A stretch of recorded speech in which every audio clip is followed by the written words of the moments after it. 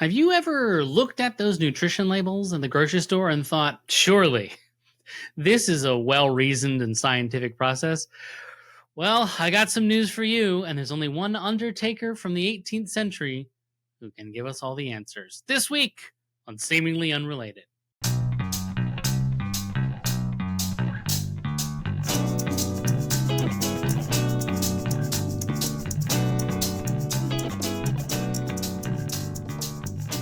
Welcome back to Seemingly Unrelated. This is the podcast that dives way deep into the stories behind everyday life so we can better understand our history, we can understand our society and our culture. This guy right here, I'm Dr. Andrew Johnstone from the University of Glasgow, and I'm joined, as always, by the amazing producer, the wunderkind, Naomi. How are you doing this episode, Naomi? Hello. I don't actually know what a wonderkind is. Is Just that? means person who is good at things. Oh, I like it then. Thank you very much, Andrew. This episode, we've got another special guest. And I would say an extra special guest because this guest is, unlike all those trash bag guests before, I'm kidding, an actual science communicator. That is a thing that she has a degree in. And in fact, a former dolphin trainer, if I'm not mistaken, Wow. is Amy Weldon. Amy, how are you doing? Woo. I'm doing great. I'm still kind of wrapping my brain around the fact that I'm drinking my coffee. It's 9:30 a.m. here, and you all are getting cozy because it's 5:30, right? p.m. I've already there, been to a whole so market. Yeah. You know? I went to the gym. Wow. The sun is starting to set. Yeah, it's great. Time is stupid. Amazing. But I'm good. I'm really happy to be here. I'm excited. Yeah, I'm excited as well. Amy, I gave a little sample there of your bio, but would you mind introducing yourselves to the listeners who don't know you as well as I do, and the reasons why they might be excited to be here, please? Yeah, absolutely. So, like Andrew said, I am Amy Weldon. I am a professional science communicator, which means that I do everything from science writing to writing the scripts for YouTube videos. When you see the talking head scientist with, the space backdrop on a video, I'm the person sitting behind the camera that they're actually talking to, and they're answering the questions about physics or material science or whatever. And I also have done, web copy and blogging and social media quite a bit. So it's the coolest thing ever. I'm super lucky to get to do this, especially right now when science is so needed. I also moonlight as a podcaster myself. And so we'll talk a little bit about my show, but it's kind of perfect because, as you mentioned, I was a dolphin trainer and now I am a science communicator with a desk job. And so those two things are seemingly unrelated, right? It's true. You learned everything you need to know about science communication from the great communicators, dolphins. Obviously. It's true. It's true. Although I try to deliver my communications with less sass than they do. So, Amy, I got a simple question to get things started. You're at the grocery store. You're buying yourself a pack of whatever. Let's say you're buying yourself a box of cereal. Do you trust the nutrition label on the back of those food products? Oh man, so many food related triggers with nutrition labels. The answer would be depends on the company the label Creaky belongs to, hands. maybe. Yeah, creaky Depends hands. on the company, which is a funny thing, right? The nutrition label itself has nothing to do with companies. They do not choose what content goes onto that nutrition label. Nutrition labels are in the European Union and all of the North American countries, and also the United Kingdom, which I now have to say is not part of the European Union, but all of them mandate what goes on that nutrition label. When do we think the first mandating of food labels went into effect? I feel like it was like the 60s, perhaps the 70s. It's a good guess. But no, the mandate and the invention, this is shocking, the mandate and the invention came at the same time, of the nutrition label actually dated to 1990. So there are really very, very, very few, scant, dozens of examples of anyone labeling nutrition on packaging of food before 1994, since 1994 in the US. Hazard a guess, Amy. When does it become the law in the European Union? It's after 1994. That's my hint.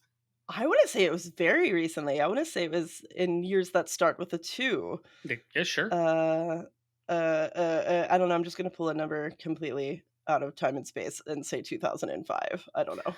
Not far off. No, 2011, the European Union passed the Food Information for Consumers Law. And since the UK was part of the European Union at that time, that is also when the United Kingdom got nutrition labels. So the weird thing is that both you and I, Amy, are older than nutrition labels. And Naomi, this is weird, you're older than nutrition labels being in the United Kingdom. That's a thing that appeared in your lifetime. I think I do actually remember it a bit though. Yeah? Because I remember it being like a thing the European Union were asking us to do. And then I remember when we were like leaving the European Union, crying face, we were like, I was like, are they going to get rid of that stuff that they implemented with like the labels? I don't know, that was something that stuck in my head because I think at the time I remember when it was part of the news, I was like, the European Union be doing stuff to help us know about nutrition. No. Instead, the UK decided to add also a label to the front of food products, which is just color coded, and it turns out nobody cares about it. It is the I most didn't know that ignored existed. thing ever. Yes. Yeah, I didn't know that was a thing. So 2 things. One, I feel much like Naomi. I feel like that was about the time as a young adult I was starting to pay attention to news and things that didn't directly affect me. Yeah. But then the second thing, because again, nerd, curious. So the 90s, that was also about when Surgeon General warnings were being put on cigarette packaging as well. Like they were label happy then. That makes sense. Okay. Huh. And we are going to kind of hint as to why that is by the end of this episode, because it certainly will make a little bit of sense. All right. The things that are mandated, what has to be on a nutrition label. This is true in both the United Kingdom and the United States. It has slightly changed in the EU and Canada, but we don't care about them. So let's talk about what goes on UK nutrition labels. All right. Number 1, kilojoules and kilocalories, how much energy is in your food, mass of fat in grams, everything will be in grams, saturates, which is saturated fats, carbohydrates, sugars, protein, salt, or sodium. They can include, but it is not always required, fiber. And additional listings such as vitamins and minerals are only required, both in UK and in the US, if the food product makes some sort of health claim. So, for example, a box of cereal always has all of the nutrients, all of the vitamins and minerals, because cereals are fortified, and that's part of their marketing, that they're, quote, part of a complete breakfast. That's the thing. So because they say that, they must show you all of the vitamins and minerals. And now for something completely unrelated. Is that an English thing that we like make cereals healthy though? Because I remember like I've seen YouTubers from like America looking at our cereals and being like, they're all so boring. None of them are multicolored and they're not sweet. Like there's no caffeine coated sugar bombs. How am I supposed to get along here? In England, it's kind of like you're going to eat your wheat and it will be dry and flavorless. It's a funny thing, Naomi. And Amy, back knowing this, because you've lived in both countries. The difference between a grocery store in the United States and a grocery store in the United Kingdom. Take the cereal aisle of Britain, okay? That's going to be shelf 1 of 12. Think of the big Tesco and then like add another couple of meters to the end of the longest aisle and then cover that from top shelf to bottom shelf in rainbow cartoon character covered packaging, every kind of cereal you could possibly. Is there enough people eating and buying this cereal? This is the confusion for me. No, that's actually a microcosm of the American food scenario at large. It's like, is there enough people to eat all this food? And the answer is No, No. or we're not getting it. Oh. We're not getting it to them. That's the real question. We're not Yes, getting Yeah. it to them. It's always important Yeah. to remember that the United States every year produces enough food to ensure that every single human being alive has 2,125, I think, calories per day and a complete protein and vitamin and mineral profile. That's insane. Yes, the United Yep. States has a lot of waste. Oh, well, that took a depressing turn from cereal. USA. Uh, USA. Yeah. So what the hell did we do before nutrition labels, right? Because that seems bizarre to think that it's only been around for such a short amount of time. What did people do for all that time before? Because packaged food is a thing that's been around since the late 18th century. So, like, what? The good news is we didn't do anything for the first 100 years, but from 1898 forward, the USDA instituted the first fair advertising laws, which basically said, like, you couldn't make claims about your food being like healthy or anything like that. So it was just sort of to distinguish healthy versus unhealthy food. Because in the 1880s and 90s, we had a rash of just people being like, drink this tonic, it'll give you superpowers. And the USDA was like, no, stop it. That's You're just cocaine. feeding people cocaine and arsenic in equal measure. I'm just imagining this somebody at the USDA with like a squirt bottle. No, put that down. No, Stop no, it. You stop can't it. do that. Stop it. Bad dog. sounds like that would really give you a kick up the ass, though. It'd be lovely. We also had for several decades, the USDA and Health and Human Services would put together different campaigns over what was called a basic diet. And they would mention and recommend various combinations of vegetable matter, meat, fruit, dairy, and grains that would ensure that the average American met their essential minimum requirements. So you're probably most familiar with the food pyramid, which Right. we are not going to get into today because that story is nuts. But there were a bunch of different things other than just the food pyramid that were trying to get people to hit their minimums. And then we moved to this, never mind, we're going to put a nutrition label that's going to give you like down to the gram, literally, what's inside of the food you're eating. So how could this shift have possibly happened? What happened? And I think, Amy, you're someone who lifts weights, and probably therefore has certain dietary elements you must account for in order to make that weightlifting more or less effective. Do you take any supplements on a regular basis?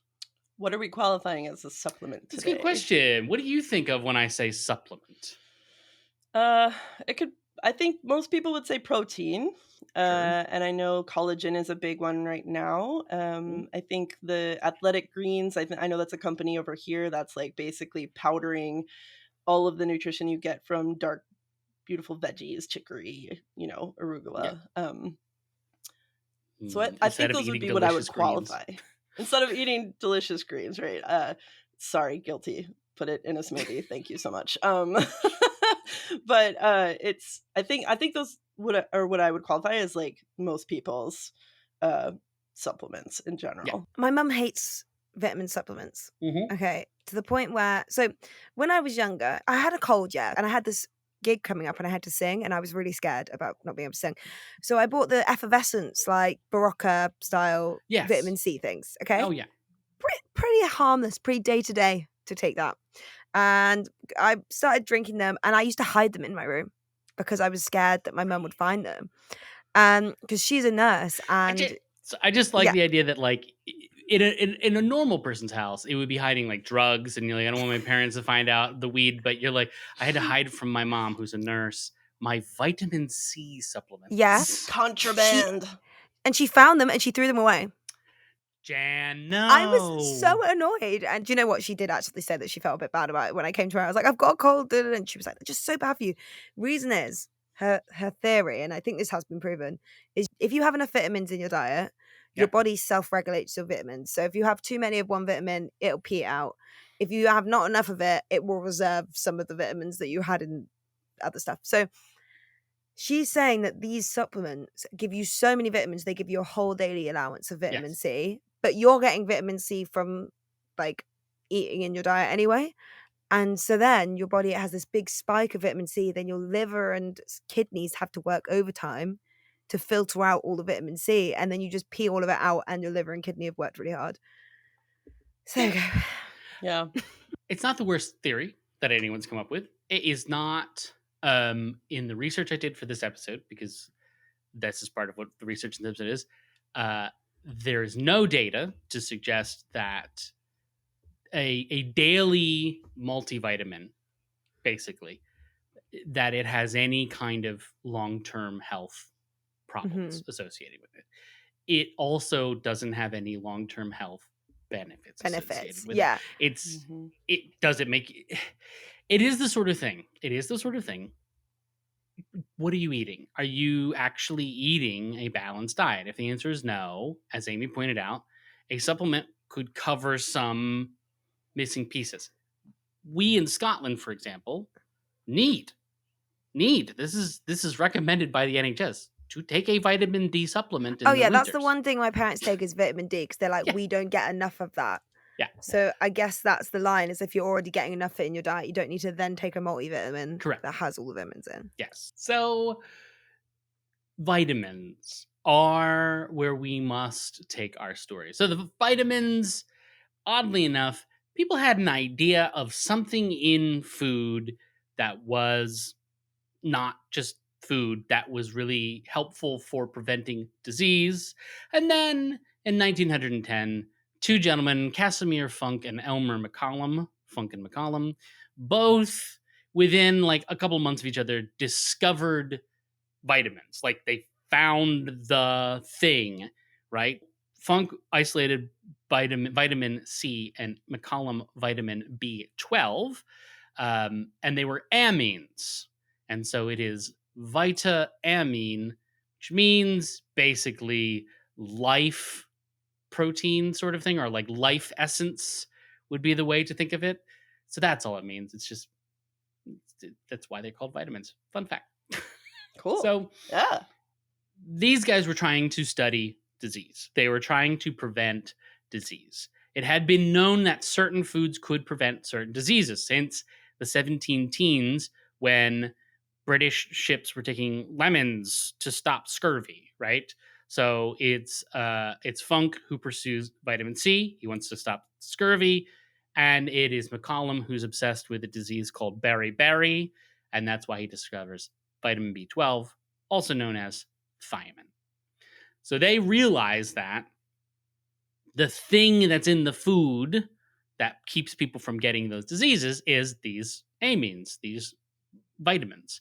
And so they both recommend that people eat more foods that have those vitamins in them.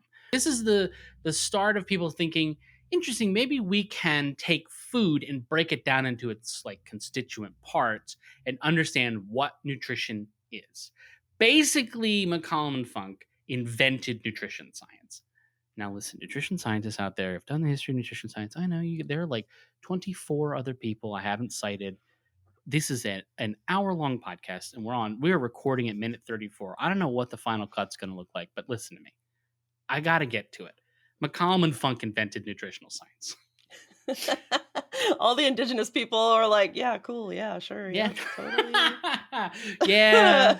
Who could have known that Yeah. eating the whole plant would be good for you? I don't know. Surely these two white guys But no. Now that's the thing. People knew what plants eat. These are the guys who are identifying the proteins and the amino acids and the constituent parts. They're quantifying nutrition is the way to think of it.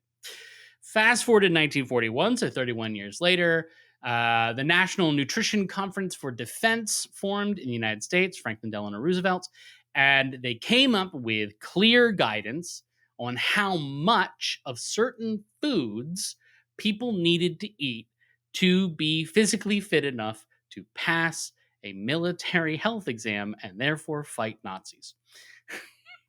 Wow. I thought you were just going to say for the troops to make sure like our troops were fueled. But like No. even for wow.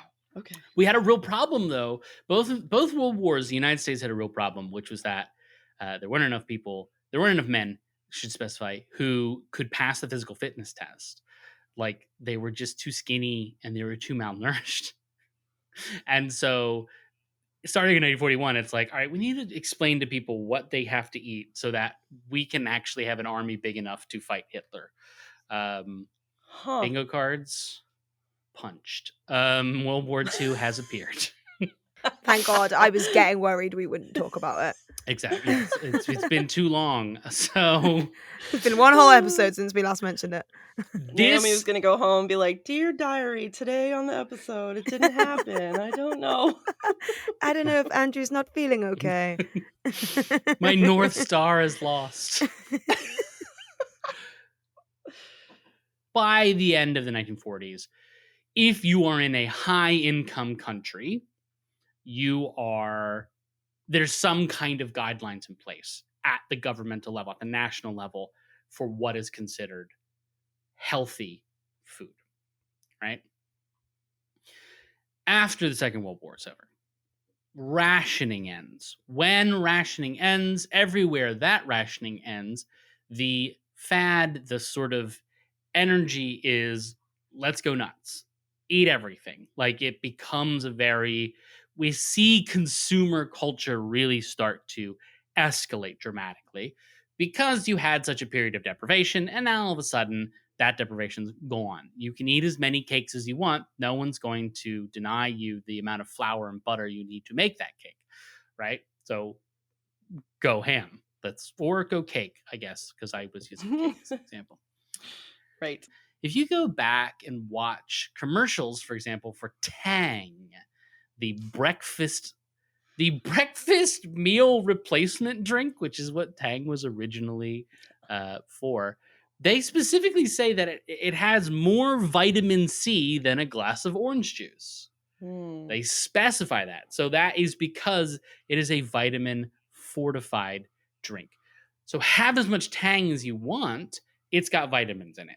The astronauts drink it, so it's got to be good for you. You're going to grow up smart and strong and big and go to the moon. Yes, exactly. This is the mentality of the post-war period. As long as I get my vitamins, nothing else matters, right? That is that's how we're quantifying nutrition in the post-war period. That's all we are thinking of. That is on purpose. That was like specifically the government's thinking. They did not consider anything else other than, do you have enough energy, calories? Like, can you get not hard to get your hand on high calorie food. Do you have enough vitamins and minerals? Because their targets were diseases of deficiency. By 1980, the diseases of deficiency are more or less eradicated in high income countries. Combine that with a little thing called vaccination, and infectious disease fatalities also dropped to historic lows. So by 1980, you're just unlikely to die of beriberi or whooping cough. Those things sound antiquated, or you just live in Texas. Womp womp. There's a topical joke about all the whooping cough because of the anti-vaxxers in Texas, see? It's true. What's the other thing that's going? I'm sorry, the measles, right? Yeah, measles is back. Mm-hmm. Yeah, measles is back. And now for something completely unrelated. Well, it's nice that Trump's doing the whole paracetamol thing. Is it now? Or Tylenol. Yes. No, acetaminophen, because and he can't say it, and he went can't say it. We need to do things to make these babies smarter. Or something like babies. Did he say that's Naomi? You could be completely forgetting what he was saying and saying the dumbest thing that comes to mind, or you could have quoted him exactly. Directly. I don't know. Yeah. He was like, these babies. We have lots of ways to make the babies smarter. And it's that betabine thing. How do we say this? Yeah, how do we say this? The royal we? What are we talking? Who? You're reading. You're right, the one page. telling us. So by 1980, our nutrition is at an all-time high. We've done it, gang. And we haven't put a single nutrition label anywhere. They don't exist. They aren't things by 1980. Which begs a question, what the fuck happened in the 1980s? What's the Reagan? what shift could possibly have occurred that caused us to decide that we needed to put nutrition labels on when we didn't need them before? We were getting everything done. Why change the game? And that leads me to my next question, Amy. Have you ever met an Undertaker in your life? Actually, yes, I just interviewed one for my podcast. I may or may not have known that. But continue. Tell me about this Undertaker. So I guess we're qualifying Undertaker as a mortician. Is that the same? Yes. Yes. Okay. But used to be called Undertakers, but yes, we would call them morticians now. Sure. So the mortician take care of your loved one, maybe remove them from the house where they passed away or whatever, but then make sure that they're ready for the ceremony that, you know, your religion or the preferences of the recently deceased outline. Yes, it is a fascinating job, and one that is actually you probably don't think about it too often. Most people don't, because you don't want to think about dying. But also, I gotta tell you, a good one has a really profound impact on Absolutely. a person's life. Absolutely. Shout out And to hey, the you know, morticians out there. shout out to morticians, and the business is booming always. It's Yeah, never going to always. dry up. So. Yeah, that is a recession-proof business. So let us, before we can understand what's happening in the 1980s, let's crank it back to the 1800s real quick. And let's talk about one very particular Undertaker by the name of William Banting. William Banting. So William Banting is the first person ever to invent a fad diet. Fun fact. William Banting was an Undertaker. His father was the Undertaker for King George II, and Banting was the Undertaker for King George IV. So they were wealthy. When Banting turned 30 years old, he started to put on weight. And at his heaviest, when he was 60 years old, he weighed 202 pounds, which is 91 kilograms or 14 and a half stone. If you live in the UK, that's again where our largest share of our audience is from. And old people still think in stones. And he was about 5'6" or roughly 167.5 centimeters tall, which, if we look at the nonsense chart, also known as the BMI chart, that would put him just into the obese category. I was going to say, the lowest line. BMI says I'm obese. Girl, BMI needs to go somewhere. It just needs to go somewhere. I had a big meltdown about that for a while, and then someone just sat me down and was like, "Naomi, you're not obese, and you need to just accept that. That's wrong." And I was like, "Okay, yes, thank you." Remember, invented by men. The BMI, not supposed to say anything about an individual person, meant to gather statistical data for a population, just so that we can understand weight to height ratios. And the categories of obese and overweight and all of those things were added after the chart was invented because someone figured out they could use it for nefarious reasons. William Banting goes ballistic, and he tries to do every weight loss plan imaginable. He tries fasting, which is a terrible idea. He tries these Turkish baths where they beat him, and he tries to have the fat sort of beaten out of his body. He rows to work for 6 months and lines his boat with lead so that it's heavier, so that he has to do more of a workout. That could be. Oh, okay. No, that's insane. All right. Well, it doesn't work because every day he gets to work and he just eats so much food because he's so tired from rowing a lead boat. Probably on an empty stomach. Good, perfect. He Yeah. does so far, not too bad. Like fasting is the most dangerous of these. Don't row a lead line boat. You can go to the gym. It's cool. The real danger shit starts happening when he starts drinking tonics, and those tonics really just cause him to have diarrhea. There's no other way around it. He's just taking laxatives. He doesn't think he's taking laxatives, but that's what happens. And of course, every time he tries one of these diets, he gets sick. He doesn't feel good, and he doesn't lose any weight. This should be a familiar story because Yes. dieting is bullshit. Sure is. By the time he is 60 years old, he has trouble walking up the stairs on his own. He has to walk up them backwards, and he's unable to tie his own shoes, among a bunch of other things, all of which he ascribes to being, quote, corpulent. But in reality, it's because you've been shitting yourself for 30 years, bro. Maybe you should have just ate normal food, I think is the problem. Anything that could have given you some joint support just flew on through. Mm-hmm. So, all the wow. And collagen, it probably went out of his body. all the collagen. Yes. And this is in the late 1800s. So 60 was, you're not doing too bad if you made it to 60 in a lot of ways. Yeah, he's born in 1798. So yes, Wow. it's right around 1860. It's right around 1860, right? Yes. Yeah, it's right around 1860. Let's just say that. Poor guy. I may be go off back by a in couple of time years. and be like, hey man, it's okay. Wow. You're doing all right. Well, wait for this. So he tries another. He's tried a bunch of doctors. They're the ones who keep prescribing this stuff that just makes him sick.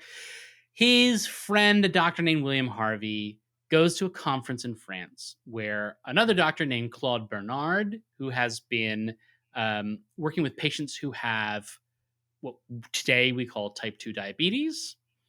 He's been working with them, and in his dissections of people who died of diabetes, he finds that their livers excrete a sweet tasting fluid. I don't know why he knows that this fluid is sweet tasting, but there's only one answer to that question, and it's fucked up.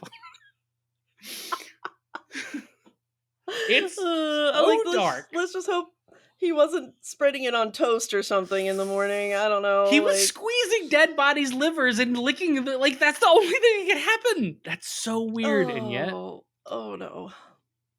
So, people who died from complications from type 2 diabetes have sugary secretions from their livers, according to this guy.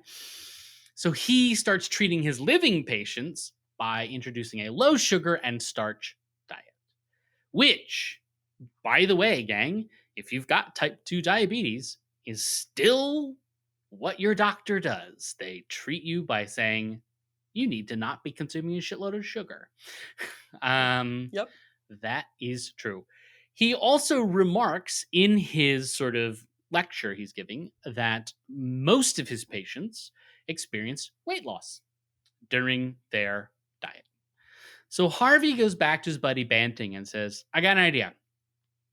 Cut out sugar and starches from your diet. And he says to Banting, all right, what are you eating in a day that has sugar or starches in it? And Banting goes, oh, well, I put a little sugar in my tea. Harvey goes, cool, how much sugar you put in your tea? And he goes, per cup, about 2 tablespoons. Holy, wow. Allegedly 2 tablespoons. When I first read it, I thought, this clearly, because this is from the 1860s, we've had some sort of, it's teaspoons. It should be teaspoons, but Sure. no, it was indeed 2 tablespoons. That's like 30 grams of sugar per tea. Easily. That's like most of what you should probably eat in a day for the average person. Like, I don't know because I don't keep track of that. As you go through his diet, he has 2 pints of beer at meals, both lunch and dinner, every day. And he eats a pastry and potatoes every day at lunch and dinner. So these are all the things that Harvey is like, oh yeah, stop doing that. Don't do that anymore. That's his recommendation. So obviously, Amy, a year later, how's Banting doing?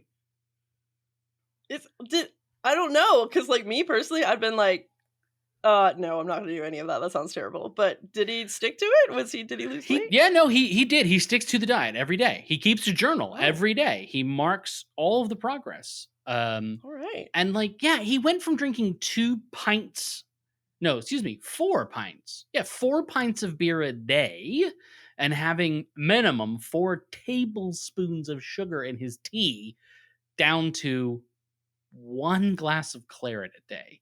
Yeah, he's doing better a year later. It Yeah, turns out maybe you shouldn't miracle. drink a metric shit ton of alcohol and just pure crack cocaine sugar. He loses But the 30 pounds over pub's the so year. fun. Oh, the pub is fun, I co-sign this. That's Oh. super lame. He loses 30 pounds and he's like, I'm doing amazing. This is the best I've ever felt in my entire life. Yeah, of course. So in 1863, he writes a book. The book is titled A Letter on Corpulence Addressed to the Public. This is like I love whenever we get book titles from the 19th century because they're always like stupidly descriptive. Like we had the one that was like an address on like the founding of Massachusetts by Eric the Red in the year. Like it's this huge long thing. It's just the title of the book. Corpulence. We need to bring that word back. What a great word. Corpulence. Corpulence, for the people who don't know, fat. He's just fat. It's a letter on being fat. That's it. He goes through his whole story. He does what every like nutrition influencer that you know on the internet does. Like I couldn't tie my own shoes, and then I did this one simple trick, and I can run a marathon and punch Superman in the I am face. You'll healed. feel it.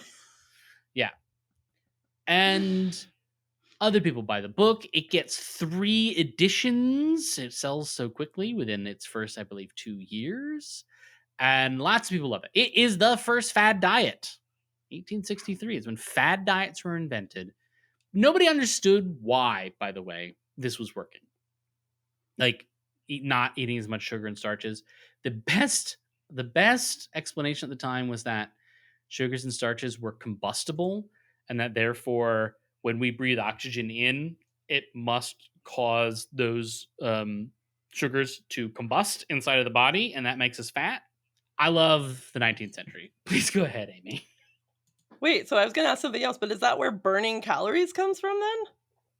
The phrase burning calories? No, that is not where the phrase burning calories comes from. We test what a calorie is using a bomb calorimeter, which basically ignites the material that you want to test. And then a bunch of data comes back, and you find out how many liters of water it would raise, how many degrees Celsius, and then that is the number of calories in that thing. I liked Kilocalories. Amy's description more.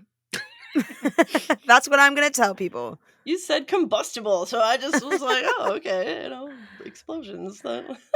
So they didn't know what the hell was going on. They were just like, I don't know. Apparently, it makes you less fat, and fat people are something we don't like because we're the Victorian Britain, and we invent the idea that being fat is bad. By 1910, though, we discover vitamins, and once vitamins become a thing, we see those take over, and excess adiposity, is the fancy way of saying fat. Kind of, it's still a thing, but it recedes substantially as popular fad diets. And of course, this is when the government is ramping up its efforts to give us what the minimum nutritional threshold is. I just want to. This is where fad diets come from. Then we have this lovely period of time from the 1920s, but really ramping up in 41 all the way to 1980, where nutrition and health are all about getting enough food. And now we can return to 1980 when things change. As we quantify nutrition and we say meeting a minimum health threshold means you won't get diseases, people start thinking, oh, food is medicine. These two things are associated with one another. Which is why in 1959, a life insurance company published a pamphlet called Build and Blood Pressure, which basically said that if you have high blood pressure or you are fat, they were going to charge you more money for life insurance because there were associations between those two things and chronic diseases that end in fatalities, notably heart disease. Spot on about the blood pressure, by the way. The bill, less so. It's not based on any scientific evidence. It's just based on their customer base and self-reported data. So Excellent. build, are we talking about anatomy build? What I Yeah, don't know what. like fat. Okay. Whether or not your body looks fat. Like they say Yeah. build because it's 1959. They're trying to be polite. Sure. Could have been called a letter on corpulence, but it's 1959. Got it. And this pamphlet takes off. People really start panicking about this connection between food, which makes you fat. If you eat too much, you get fat, and disease. Around the same time, Dwight D. Eisenhower, President of the United States, had a heart attack. Had a heart attack in 1955. And a couple years later, his doctor published papers about his experience treating President Eisenhower and his recommendation, because Eisenhower by 1959 is fit as a fiddle, he recovers from his heart attack quite well. His papers focus on the fact that he changed the president's diet to reduce saturated fats, and that it was his meat-eaten diet that caused him to have a heart attack. Now, did Dwight Eisenhower smoke a pipe every day of his life? Of course he fucking did. Of course he did. Oh, but the tobacco industry won't let you put that in your little doctor's report, will they? No, sir. Certainly not. So, people are freaking out. They're like, oh my God, eating food could kill me, or at least make me sick, right? What do I do? No one has a good solution to this. And then in the late 1960s, Dr. Robert Atkins reads a letter on corpulence because he is working with diabetic patients. And a letter on corpulence appears in literature reviews because, of course, as we said, it was the connection between diabetes and weight loss as a treatment for diabetes that led Banting in the first place to go on his diet. So Atkins reads a letter on corpulence and says, it seems like this guy really cracked back in 1863 how to treat disease, chronic diseases like diabetes, by controlling his weight. Banting did not have diabetes. He never had diabetes. He was not being treated for diabetes. He had no known chronic illnesses. I do believe he died of a heart attack when he was in his 80s. Wow. Yeah. The guy lived normally, except for that whole weird period where he was shitting himself every day. And walking upstairs backwards. Like, I don't, Atkins. I know, I got a little angry. As soon as you said the name Atkins, my eye roll. You may have heard that through the microphone. So yes, he reads Banting's book. He goes, if we can control weight, we can control diabetes. So Dr. Atkins, instead of testing his theory that weight loss will stop disease, he just writes a book called The Diet Revolution in 1972, which says that excess adiposity, or corpulence, as Banting would have put it, was a clear sign of ill health and was directly caused by excess consumption of sugars and carbohydrates. The difference between Atkins and Banting, though, is Banting's running on vibes, right? He's saying, don't drink beer, don't put sugar in your tea, eat some vegetables, eat some meats.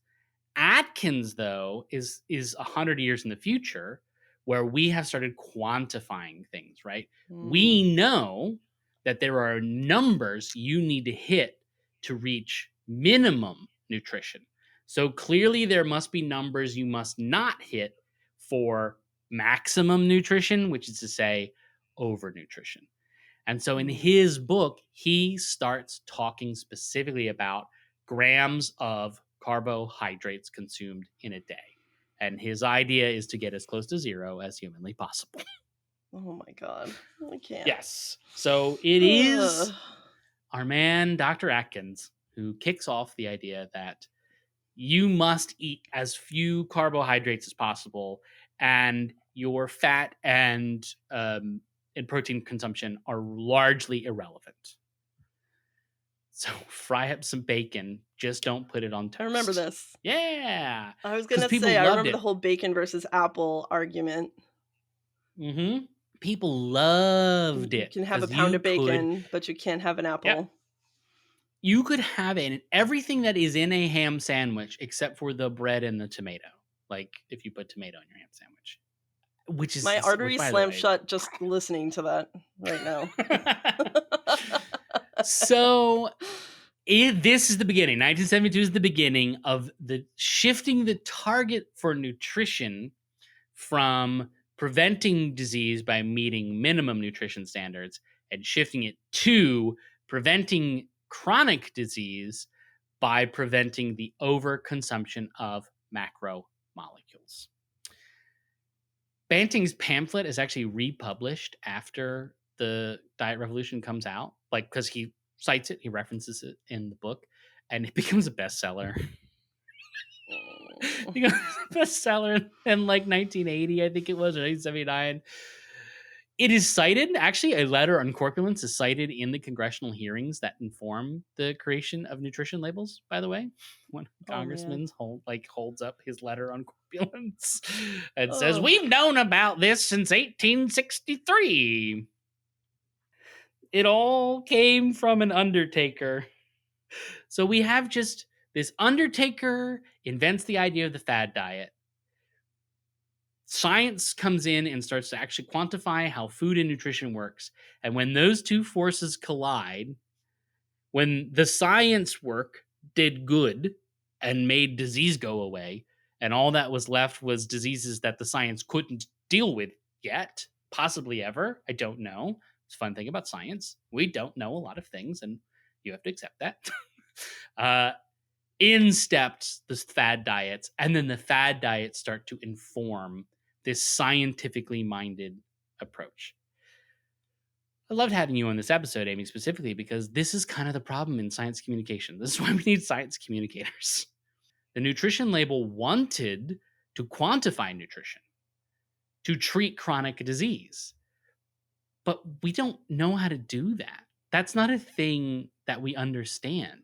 And so what ends up happening is the nutrition label, instead of actually being guidance for how to treat chronic disease for individuals, became just data that marketers can use to sell diets.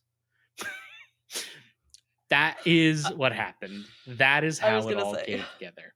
My reoccurring thought through all of this was, oh, how do we treat like chronic disease? Where is it coming from? And like the C word, aka capitalism, wasn't mentioned once from like the 80s. You know what you just said, science being then weaponized into marketing. And then from the 80s on, this whole, there's so we could do a whole series on unpacking this, the Yes. importance of skinniness to success, and the need to look a certain way to be considered smart or taken seriously by the public or the media or whatever. And yeah, and just like, maybe people are keeling over from heart attacks because they have to work 40 to 80 hours a week and they're not being paid enough, and they don't have life insurance because life insurance said they won't cover them because they're fat or whatever. Like, Yeah. there's so many things besides just what's on that nutrition label in the cereal box, and what we hear on congressional hearings. It is such a complicated story that is totally wrapped up in capitalism. And the only reason I did not pepper capitalism through this whole episode is we just don't have time. We're running long already. As it Like is. it Yeah. because yes, of course, the whole other part of it is the nutrition labels put the burden on the individual to take Mhm. action as opposed to government Make in good this case. choices and Yeah, yep. you're making healthy choices. Exactly. Individuals are charged with making those healthy choices based on the science, the data, Mhm. right? Here's your nutrition label, regardless of the fact that absolutely no one is equipped to do it. Not like even the most even Mhm. Mhm. nutritionists are barely qualified to make those choices. Like they have to factor in so much more than what's on the back of a goddamn nutrition label in the aisle of Walmart. One thing you could attribute and tie up in a nice little bow would be this is a perfect demonstration of how the information deficit model does not work. So that says that, oh, well, the more information we give people, the more likely they are to make better choices, the more likely they are to vote the way Mhm. we want them to vote or to be pro GMO or whatever, and it's just especially in this case, it's just not the case. We can provide all the stats, we can provide all the nutrition labels, we can provide all of the food pyramids and whatnot, but it doesn't mean folks are ultimately going to choose better or, uh, you know, believe things like podcasters, who are health influencers that may or may not be in charge of our entire health system here in the States right now, who are running off of vibes, like you said. So it's it's rough. It's rough out there. I would say the one thing does work for everyone, and that's being nicer to yourself. I think one of my favorite phrases, no one has ever hated themselves into a better version of themselves. So there you go. That's That's good that's my advice. soapbox moment. Excellent. Well, Amy, was there anything new you learned today that you did not know going in? So much, so much. Yeah, I wasn't sure where we were going on this journey. I think the nutrition label history is definitely one that, in general, was new, and I want to say vitamins, the origin of the term vitamin, that was super interesting to me because I think Yeah. being a science person, you kind of and a history person as well, like you kind of know to look at the root words of things, but that's one that's so used every day that I just never considered where did that come Yeah. from. That was really interesting. And um yeah, just I think it also is not a surprise to me how long we've been hating on fat people. But, hearing some specific dates and history events makes me like, "Oh, dang it." Like, no wonder, we're climbing uphill here, like, working Yeah. against a long time. And, yeah, just interesting to hear, like, the way, a lot of even if it's not an overt, like, the BMI chart, even if it's just, like, general feelings folks have that I've encountered and I've seen over the years, like, "Oh, this is rooted in a long time ago. We've been dealing with this for a long time." Oh Interesting, yeah. so Yeah. So, gang, I hope you now are empowered to just be nice to yourself. You can look at the nutrition label if you want, but remember, it's kind of there to push the onus on you to not overeat, which is by the way why the color coded thing really doesn't work, Britain. Because you know what? Nobody cares if it's red. Nobody cares. Doesn't stop you from eating it because fucking delicious, okay? And no one's going to pay attention to that. It's not like putting lungs on a cigarette packet. It's not going to work that well. If you want to continue to love yourself, the best thing you can do is subscribe to the podcast. You're listening to it or watching it somewhere right now. If you hit subscribe, you'll feel good. You will lose weight and feel better. No, I can't say that. You will feel good though because you subscribe to a show which seeks to understand the weird, the everyday, the unexpected, and perhaps the healing that is in our history. Also, could you leave us a comment somewhere? We've been getting more comments recently, and I would like to have more of them because they're great. We would love to hear about your deep dive stories. You all out there are smart people and you get weirdly knowledgeable about something. Share it with us. Leave it in a comment, and we might feature it in our monthly newsletter, which you can do all that at seeminglyunrelatedpod.com. You can get the links to everything where you can leave comments. And Amy, where can folks find you? well, like I said before, I've myself dipped my toe into the podcasting waters, and I have a show called Blue Collar White Coat, where we kind of on the same idea talk to folks that you might not normally think of as being in a STEM field, like my mortician friend, right? Um, but also folks that instead of wearing a white coat to work, if they're in STEM, might wear hard hats, might wear steel toe boots. They might be on the side of a mountain handling a wildland fire, or could be your dental hygienist, right? Somebody that you interact with every day, folks that are doing the science and maybe have that white coat, but came up in a very, I don't know, maybe like a single parent family. Maybe they dropped out of school for a while and came back, untraditional routes. So that is the kind of person, those are the stories that we're telling on Blue Collar White Coat. And you can find us there anywhere you get your podcasts, Apple Podcasts, Spotify, of course, and on Instagram, TikTok, and Facebook. You can find us with at Blue Collar White Coat Pod. And you can shoot me an email there too if you have an idea for an episode or you want to know more about what we do. It's the same thing, Blue Collar White Coat Pod at gmail.com. Fantastic. Well, thank you so much for coming on, Amy. I think this went very well. And we will be back in 2 weeks for the season 2 finale of Seemingly Unrelated. What will it be about? I know, and only I know. Not even Naomi knows yet, because I haven't finished the script. So until then, gang, so long. Thank you. Bye-bye. Bye.